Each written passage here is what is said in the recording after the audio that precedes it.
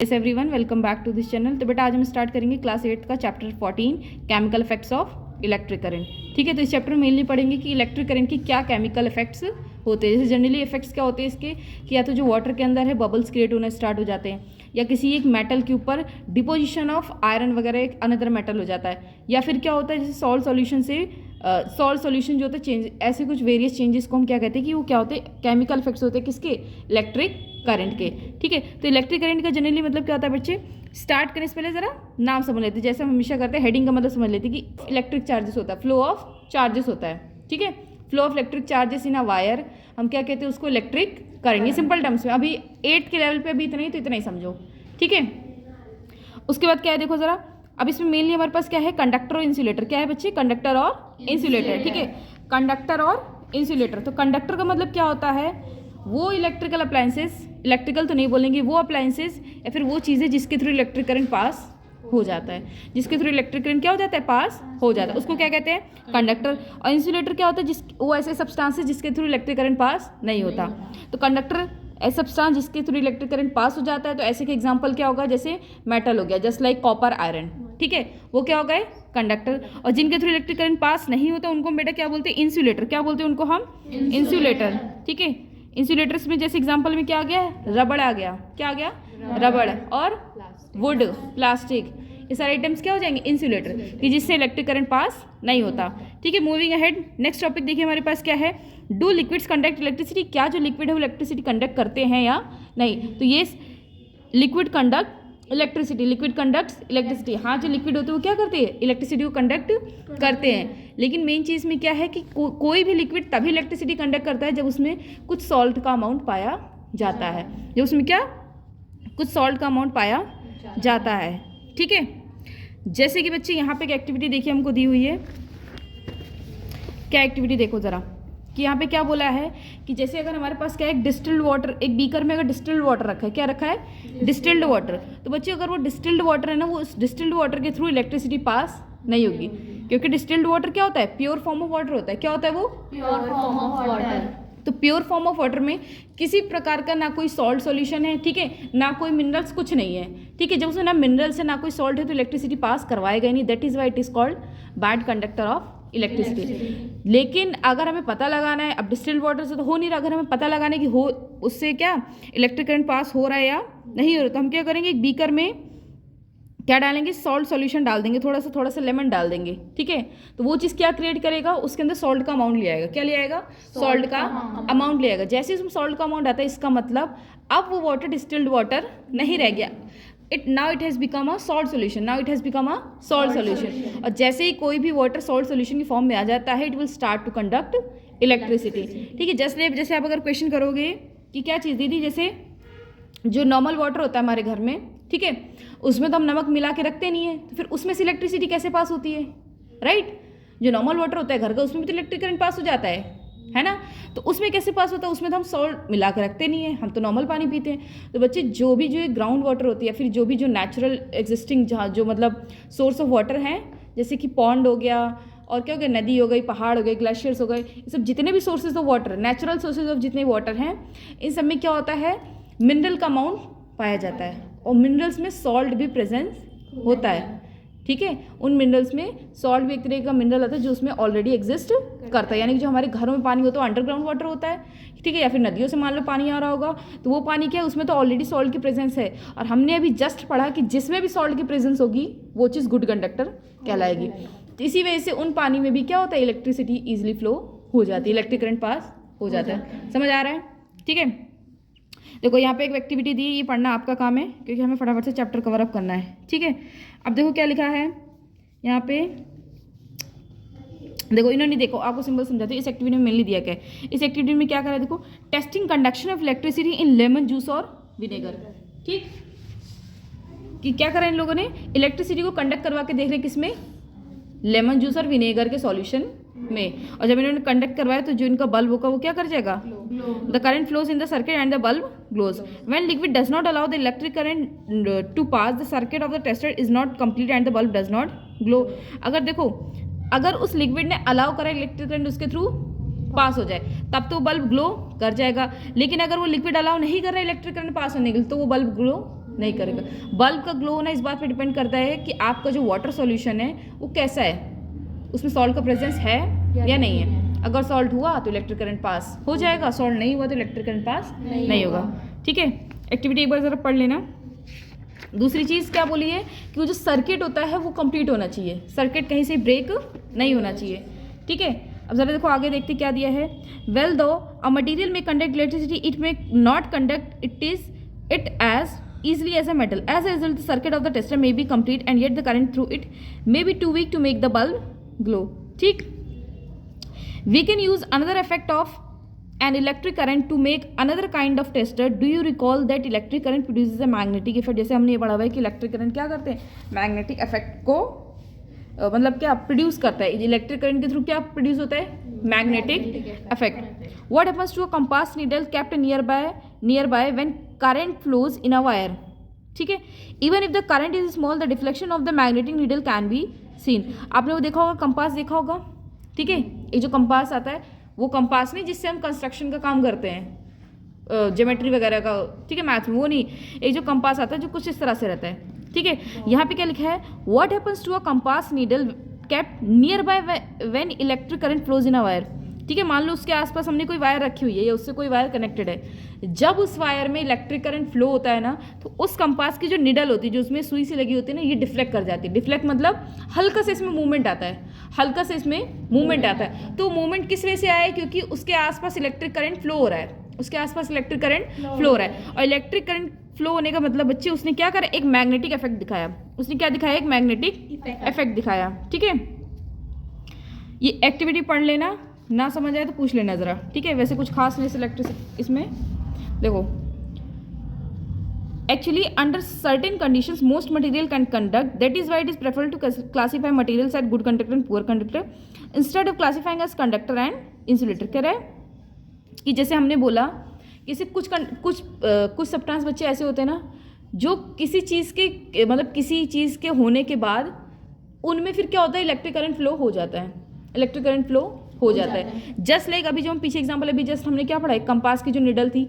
ठीक है, अभी वो ऐसे जस्ट रखी हुई थी सिंपली, तो क्या उसने डिफ्लेक्ट करा, क्या उसमें थोड़ी सी मूवमेंट हुई, नहीं। लेकिन जैसे ही उसके पास से क्या इलेक्ट्रिक करंट पास हुआ, वो तुरंत डिफ्लेक्ट हो गई, वो तुरंत क्या हो गई, डिफ्लेक्ट हो गई। तो अगर वो डिफ्लेक्ट हो रही है इसका मतलब क्या हो रहा है, उसके अंदर से इलेक्ट्रिक करंट पास हो रही है, इसका मतलब हम उसको एक गुड कंडक्टर बोल सकते हैं। ये आपको खैर एग्जाम्पल दिया मैंने। ठीक है, तो यहाँ पे बोला है हम किसी भी चीज़ को कंडक्टर और इंसुलेटर में क्लासीफाई करने से बेटर है हम उसको कंडक्टर, गुड कंडक्टर और पुअर कंडक्टर में कर देंगे।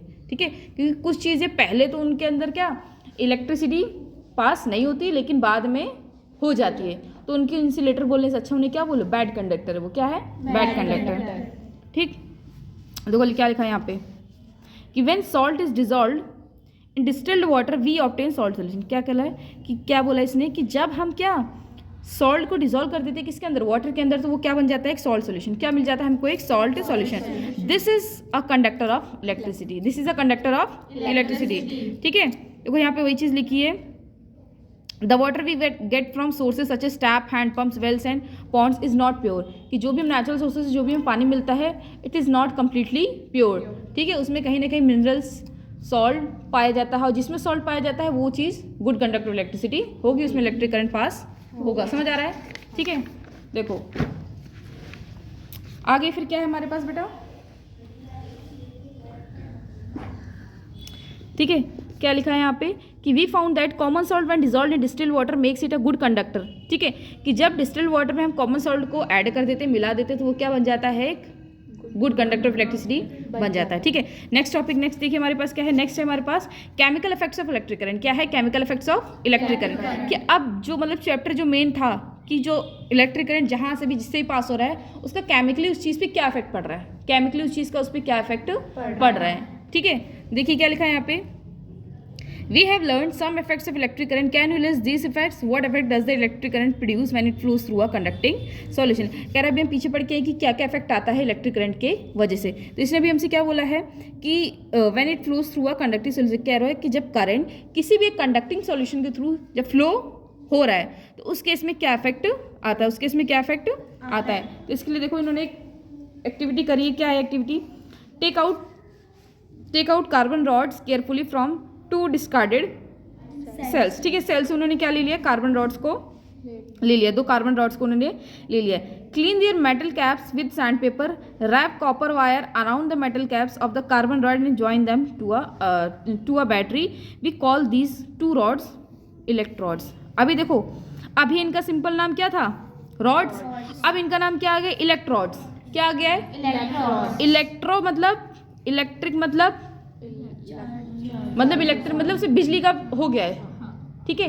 पहले केवल वो रॉड थी, लेकिन जैसे ही हमने उसको क्या अच्छे से क्लीन वगैरह करके उसकी कैप को हटा के हमने उसमें क्या कर दिया, इलेक्ट्रिकल वायर को उसके चारों तरफ रैप कर दिया, इलेक्ट्रिकल वायर को चारों तरफ उसके रैप कर दिया। यानी कि अब करंट अगर फ्लो होगा तो वो जो क्या है, सेल है, सॉरी वो जो रॉड है उसके थ्रू भी फ्लो होगा। यानी कि अब वो रॉड क्या बन चुका है, इलेक्ट्रोड क्या बन चुका है, इलेक्ट्रोड, कि इलेक्ट्रिसिटी के थ्रू अब उसमें करंट पास होगा, ठीक है। इलेक्ट्रोड बन चुका, क्या बोला है, a conductor when immersed in a solution with its end connected to a terminals of battery thereby completing a circuit called electrode. Electrode का मतलब क्या है, एक कंडक्टर जब उसको किसी भी सॉल्यूशन में डाल दिया जाए और उसको एक बैटरी के दोनों साइड से ज्वाइन कर दिया जाए और एक कंप्लीट सर्किट फॉर्म कर दिया जाए, तो उसको हम क्या बोलते हैं, इलेक्ट्रोड, ठीक है।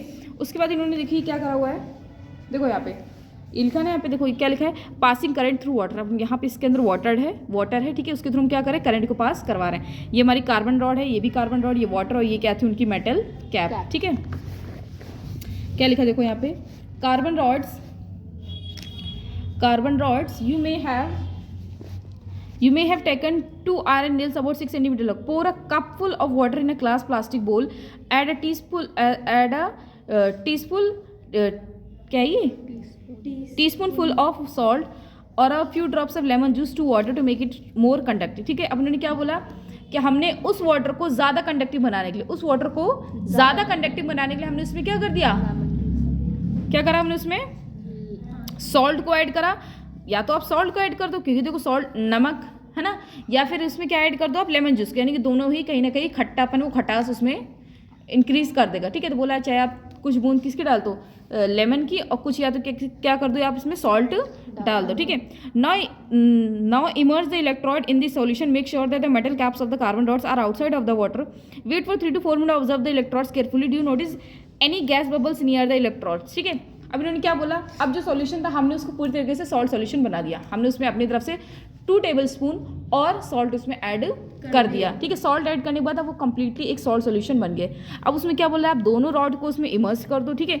इमर्स करने के बाद 3 to 4 minutes वेट करो, कह रहे उसके बाद आप देखो क्या आपको उसमें वाटर बबल्स दिख रहे हैं, ठीक है, क्या आपको उसमें कुछ बबल्स दिख रहे हैं। Can we call the change taking in a solution a chemical change, तो येस, हम उस कह रहा अब जो जैसे अभी तो वो चीज़ नॉर्मल थी, अभी तो उसमें कोई हमने चेंज देखा नहीं, लेकिन जैसे हमने उस वाटर को पूरी तरीके से सॉल्ट सॉल्यूशन बना दिया, वो इलेक्ट्रिकल रॉड उसमें वायर लपेट के हमने वायर चारों तरफ से रैप करके उसके अंदर हमने उसको छोड़ दिया था, ठीक है। तो कह रहा है अब आपने देखा कि केमिकली यानी कि इलेक्ट्रिक करंट की इफेक्ट की वजह से, किसकी वजह से, इन इलेक्ट्रिक करंट के इफेक्ट की वजह से यहाँ पे क्या हो रहा है, कुछ गैसेसियस बबल्स, यानी कि यहाँ पे कुछ बबल्स क्रिएट होना स्टार्ट हो गए। तो ये चीज़ किसकी वजह से हो रहा है, इलेक्ट्रिक करंट की वजह से। किसकी वजह से हो रहा है, इलेक्ट्रिक करंट की वजह से। तो इलेक्ट्रिक करंट की वजह से हो रहा है, यानी कि ये चीज़ केमिकली हो रही है ना, ये चीज़ क्या हो रही है, केमिकली अपने आप ये चीज़ हो रही है। इस वजह से यहाँ बोला कि क्या हम इस चीज़ को केमिकल चेंज बोल सकते हैं, क्या हम इस चीज़ को केमिकल चेंज बोल सकते हैं, ठीक है। देखो अब यहाँ पे क्या लिखा है, the passage of an electric current through a conducting solution causes chemical reaction, ठीक है। क्या लिखा है यहाँ पे जरा देखो कि the passage of an electric current through a conducting solution causes chemical reaction, कि किसी क्या चीज़ की जो इलेक्ट्रिक करंट का पैसेज होता है किसी भी कंडक्टिंग सॉल्यूशन के, कंडक्टिंग सॉल्यूशन कैसे, जैसे अभी हमने इस बीकर में पानी डाल के सॉल्ट सॉल्यूशन डाल के उसको एक कंडक्टिंग सॉल्यूशन बना दिया, यानी कि ऐसे सॉल्यूशन जिससे इलेक्ट्रिक करंट पास हो जाए, ठीक है। तो उससे जो इलेक्ट्रिक करंट का पैसेज था कॉजेस केमिकल रिएक्शन, यानी कि केमिकल रिएक्शन का मतलब क्या हुआ कि किसी भी कंडक्टिंग सॉल्यूशन के थ्रू जब इलेक्ट्रिक करंट पास होती है, क्या चीज़, किसी भी कंडक्टिंग सॉल्यूशन के थ्रू जब इलेक्ट्रिसिटी पास होती है, तो इसका मतलब उसकी वजह से क्या हो रहा है, वहाँ पे केमिकल रिएक्शन हो रहा है। क्या हो रहा है वहाँ पे, केमिकल रिएक्शन हो रहा है, ठीक है। As a result bubbles of a gas may be formed on the electrode, ठीक। उसकी वजह से वो जो बबल्स थे, यानी कि जो बबल्स केमिकली प्रोड्यूस हुए, तो वो क्या करते, उनकी डिपोजिशन हुई जा रही है मेटल पे, यानी कि जो मेटल की रॉड है उस पर बबल्स जाके धीरे धीरे चिपकते जा रहे हैं, ठीक। जैसे कि आपने किस में देखा होगा, जैसे हम पानी गर्म करने वाला रॉड होता है, देखा है सबने, ठीक है। It is completely made of metal, ठीक है। उसको जो हम पानी में गर्म करने के लिए डालते हैं, जो हमारा वाटर होता है, अभी आपको बोला कि जो भी हमारे घर में वाटर, जो मतलब जो भी नेचुरल सोर्स ऑफ वाटर जो हमको मिलता है, it is already a conducting solution. वो ऑलरेडी क्या है, कंडक्टिंग सॉल्यूशन है, ठीक है। तो कभी आपने देखा जब हम उस रॉड को अपनी जैसे पानी की बाल्टी में डालते हैं तो उसमें छोटे छोटे बबल्स क्रिएट होना स्टार्ट हो जाते हैं। तो किस वजह से होते हैं, जब उसमें से इलेक्ट्रिक करंट पास हुआ, ठीक है, उसकी वजह से जो उसमें चेंजेस आ रहे हैं, उसकी वजह से जो उस पर इफेक्ट पड़ रहा है, ठीक है। वो बबल्स अपने आप तो आए नहीं। अगर आप ऐसे अच्छे मान के चलो, उसी रॉड को आप ऐसे नॉर्मल क्या कर दो, बिना प्लग में लगाए हुए, बिना स्विच बोर्ड में लगाए हुए, आप उस रॉड को ऐसी पानी के अंदर डाल के रखो, कोई इफेक्ट आएगा? कुछ भी नहीं आएगा। पानी जैसा है वैसा का वैसे ही रहेगा। लेकिन जैसे हम स्विच बोर्ड को ऑन करेंगे, इलेक्ट्रिक करंट पास हुआ, इलेक्ट्रिक करंट पास होते ही क्या इफेक्ट आया, उसमें बबल्स क्रिएट होना स्टार्ट हो गए। उन बबल्स की डिपोजिशन जाके किस पे हो जाती है, उन मेटल के रॉड्स पे, ठीक है। समझ आया? समझ आएगा होगा। एक्टिविटी और दी है, ये पढ़ लेना आप, ठीक है। तो क्या लिखा है यहाँ पे, और the reaction would depend on what solution electrodes are use.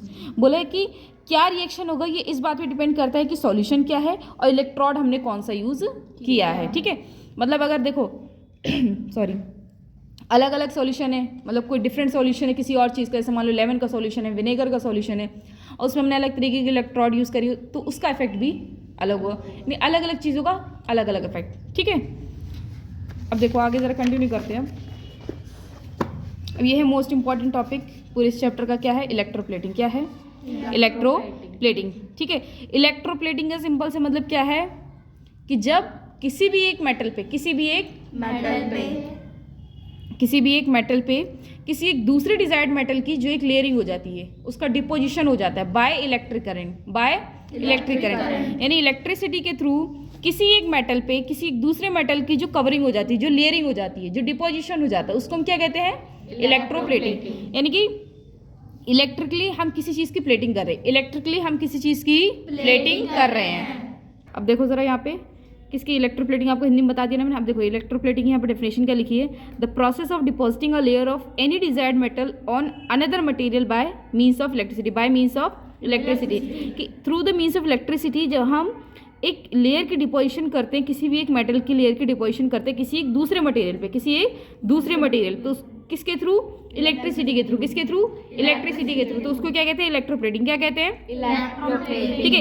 It is one of the most common applications of chemical effects of electric current. कह रहे जो chemical effects of electric current है उसका सबसे one of the most important application है क्या चीज़, electroplating, ठीक है। It is also a type of chemical effect of electric current, यानी कि इलेक्ट्रोप्लेटिंग है, ये भी क्या है, एक तरीके की इलेक्ट्रिक करंट से जो भी केमिकल इफेक्ट आता है, ये भी उसका एक तरीके का एग्जाम्पल है, ठीक। अब सर देखो आगे इसमें क्या लिखा हुआ है, electroplating is a very useful process, it is widely used in industry for coating metal with objects with a thin layer of a different metal. क्या बोला है, इलेक्ट्रोप्लेटिंग की जो प्रोसेस है काफ़ी ज़्यादा यूजफुल है आजकल की डेली लाइफ में। It is widely use in industry for coating metals object with a thin layer of different metal. कह रहे इंडस्ट्री वगैरह में क्या करते हैं, जितने भी मेटल ऑब्जेक्ट होते हैं उनको कोट करने के लिए, यानी उनके ऊपर एक और लेयर चढ़ाने के लिए हम किस प्रोसेस का यूज़ करते हैं, इलेक्ट्रोप्लेटिंग का, ठीक है। The layer of metal deposited has some desired property which the metal of the object lack.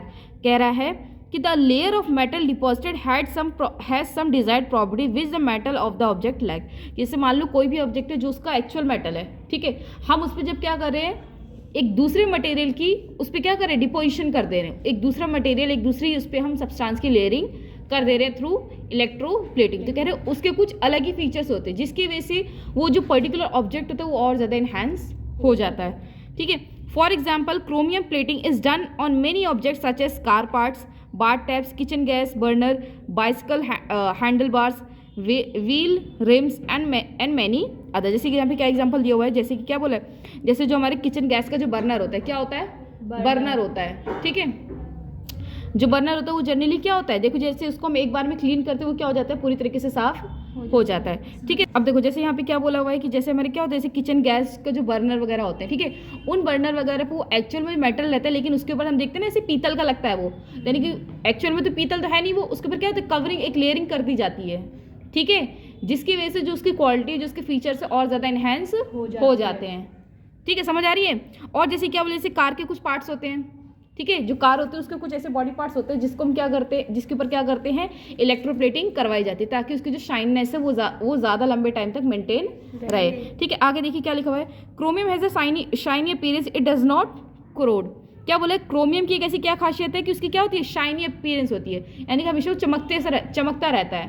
ठीक, बोला इट डज नॉट कोरोड, यानी कि उसमें कोरोजन नहीं होता। कोरोजन मतलब क्या होता है कि जब डिपोजिशन ऑफ रस्ट हो जाता है, जिसे कहते हैं जंग लगना। ठीक है, जब डिपोजिशन ऑफ एक कोई अदर मटेरियल का हो जाता है through the contact of air और वाटर, उसको हम क्या कहते हैं, रस्टिंग, जिसे कोरोजन कह रहे हैं। जो क्रोमियम मेटल है, जो क्रोमियम है, ये कभी भी कोरोड नहीं होता। ठीक है, it resist scratches, however chromium is expensive and it may not be economical to make the whole object out of chromium. कह रहे हैं जैसे हमने यहाँ पे क्या करा है, क्रोमियम का एक फीचर तो पढ़ लिया, इसकी क्या होती है, अपीयरेंस जो होती है शाइनी होती है। क्या होती है, शाइनी होती है। लेकिन बोला ये इतना ज़्यादा एक्सपीरियंस होता है ना कि हम ज़्यादातर ऑब्जेक्ट्स को या मोस्ट ऑफ द ऑब्जेक्ट्स को हम उसके ऊपर क्रोमियम की इलेक्ट्रोप्लेटिंग नहीं कर सकते क्योंकि काफ़ी ज़्यादा क्या होता है, एक्सपेंसिव होता है। So it is obviously out of the budget, और जब कोई चीज़ आउट ऑफ द बजट है तो ऑब्वियसली बात है हम उस चीज़ को ठीक है एक्वायर नहीं कर सकते। ठीक है, so the object is made from a cheaper metal and only a coating of chromium over it is deposited. Jewelry makers electroplate silver and gold on less expensive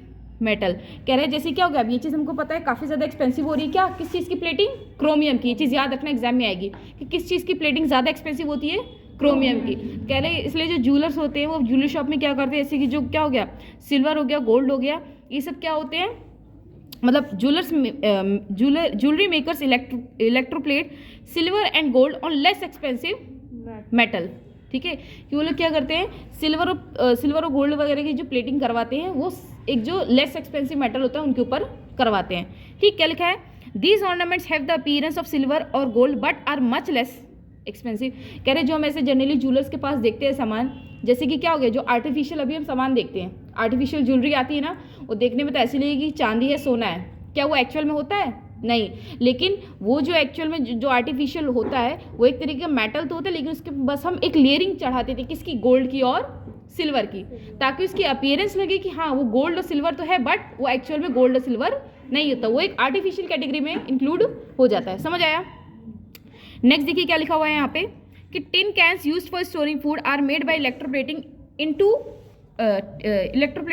onto iron. कह रहे जो tin के जो हमने cans देखे होंगे, ठीक है, जिसमें ऑयल वगैरह भी कंटेन रहता है, ऑयल वगैरह भरे रहते हैं, देखा है ना, तेल के डिब्बे होते हैं, टीन के रहते हैं ना। कह रहे उसके ऊपर भी क्या करी जाती है, इलेक्ट्रोप्लेटिंग करी जाती है। किस वजह से करी जाती है, क्योंकि उसमें हमको कोई भी फूड का मटेरियल स्टोर करके रखना है। अब ऑब्वियस सी बात है यार, अगर आपको फूड का मटेरियल, खाने का सामान स्टोर करके रखना है तो वो चीज़ एक तो हाइजीनिक होनी चाहिए और ना वो चीज़ कोरोड नहीं होनी चाहिए, यानी कि उस पर रस्टिंग नहीं लगनी चाहिए। अगर उस पर रस्टिंग लगी दैट मीन्स वो एक फिर जहरीला सामान हो जाएगा, ठीक है, वो क्या हो जाएगा, जहरीला हो जाएगा। तो उस चीज़ से बचाने के लिए हम उस पर क्या करते हैं, इलेक्ट्रोप्लेटिंग करते हैं। Tin onto iron, tin is less reactive than iron, यानी कि वो जो लोहे का वो जो टिन लोहे के जो वो डिब्बा रहता है, ठीक है, हम उस पर क्या करते हैं, टिन की लेयरिंग करते हैं। किसकी प्लेटिंग करते हैं, टिन की प्लेटिंग करते हैं। और जो टिन होता है वो एज कम्पेयर टू आयरन काफ़ी ज़्यादा लेस एक्सपेंसिव होता है, जिसकी वजह से हम उसकी प्लेटिंग कर देते हैं, उसकी लेयरिंग कर देते हैं, जिसकी वजह से हम उसमें कोई भी खाने का सामान ईजिली उसमें फिल आउट कर सकते हैं, ठीक है। This food does not come into contact with the iron and is protected from getting spoiled. अब देखो वो जो चीज़ थी, वो जो बॉक्स था, मतलब वो जो डिब्बा था, उस पर क्या कर दिया हमने, टिन की प्लेटिंग कर दी। तो अब देखो अगर किसी चीज़ पे टिन की लेयरिंग चढ़ गई है तो क्या कोई भी सामान क्या डायरेक्टली कॉन्टेक्ट में आ रहा है आयरन के, नहीं आ रहा, क्योंकि आयरन और उस सामान के बीच में अब एक हमने प्लेटिंग कर दी, एक लेयरिंग कर दी, किस चीज़ की, टिन की, ठीक है। और वो जो टिन की लेयरिंग आ गई है जिसकी वजह से वो खाना जो है अब वो खराब होने से बच जाएगा, ठीक है। Iron is use in bridges and automobiles to provide strength. कह रहे जो आयरन जो लोहा है, ठीक है, ब्रिज वगैरह देखा, जो पुल वगैरह किससे बने होते हैं, लोहे के पुल होते हैं ना। प्लास्टिक का तो बनाएंगे नहीं तो पब्लिक तो गिरी जाएगी, लोहे का बनाते हैं क्योंकि लोहा क्या होता है, काफ़ी ज़्यादा स्ट्रॉन्ग होता है। It provides strength to the bridges, जैसे लोहे के ब्रिज वगैरह बनाए जाते हैं। However iron tends to corrode and rust, जैसे हमने देखा कोई भी लोहे का सामान है बेटा, जैसे वो किसके, पानी के या फिर किसके कांटेक्ट में, हवा के कांटेक्ट में आता है, अगर उसको ऐसे बाहर छोड़ दे तो हमेशा क्या हो जाता है, उसमें जंग लग जाता है, देखा है ना। तो जो ब्रिजेस वगैरह होते हैं उस पर क्या कर दी जाती है, जिंक की कोटिंग कर दी जाती है। किसकी कोटिंग कर देते हैं उस पर, जिंक की, यानी कि उस पर जिंक की एक लेयर लगा देते हैं ताकि वो चीज़ कोरोड ना हो, क्योंकि अगर उस पर रस्टिंग हो रही है, अगर उस पर कोरोजन हो रहा है तो टाइम के साथ धीरे धीरे क्या हो जाएगी, खराब हो जाएगी, गलना स्टार्ट हो जाएगा। जिसे कहते हैं ना कि लोहा वो गल रहा है, तो किस वजह से गल रहा है, क्योंकि उस पर जंग लगता जा रहा है। तो वो चीज़ ना हो, क्योंकि हमको अपना ब्रिज बनाने का भी लोहे का है, ठीक है, और वो रस्टिंग भी ना हो, तो उसके लिए क्या कर देते हैं, उस पर जिंक की एक कोटिंग कर देते हैं, ठीक है। So coating of zinc is deposited on iron to protect it from corrosion and formation of rust, ताकि उसको हम रस्ट से, कोरोजन से बचा सके, इसलिए उसके ऊपर हम क्या कर देते हैं, जिंक की कोटिंग कर देते हैं, ठीक है। यहाँ क्या लिखा हुआ देख लो बॉक्स में, in the electroplating factories the disposal of the used conducting solution is a major concern, it is a polluting waste. कह रहे हैं जो हम किस चीज़ का, जो इलेक्ट्रोप्लेटिंग जो फैक्ट्री, यानी कि जो ऐसी फैक्ट्री जिसमें इलेक्ट्रोप्लेटिंग का काम होता है, the disposal of the use conducting solution is a major concern, जो वहाँ पे जिस भी हम कंडक्टिंग सोल्यूशन का यूज़ करते हैं ना इलेक्ट्रोप्लेटिंग के लिए, वहाँ पे एक बिग कंसर्न बन जाता है, एक मेजर इशू बन जाता है, क्योंकि वो एक पॉल्यूटिंग वेस्ट है, क्योंकि हमने उस सोल्यूशन का यूज़ करके इलेक्ट्रोप्लेटिंग तो कर दी, फिर अब उस बचे हुए सोल्यूशन का क्या करेंगे, फेंक देंगे, उसको क्या कर देंगे, फेंक देंगे। ऑब्वियसली बात है, नदी वगैरह कहीं भी हम उसे फेंके, कहीं भी फेंकने का मतलब वो नेचर को स्पॉइल कर रहा है, ठीक है, पॉल्यूशन का काम कर रहा है। And there are specific disposal guidelines to protect the environment, और अभी हमारे पास गवर्नमेंट की तरफ से बहुत सी गाइडलाइंस है जिसके थ्रू हम क्या कर सकते हैं, इन्वायरमेंट को प्रोटेक्ट कर सकते हैं। तो आपका ये चैप्टर यहीं पे फिनिश होता है। So that's it for today, I hope so आपको समझ आया हो। So till that keep learning and keep smiling and do not forget to like and subscribe the video.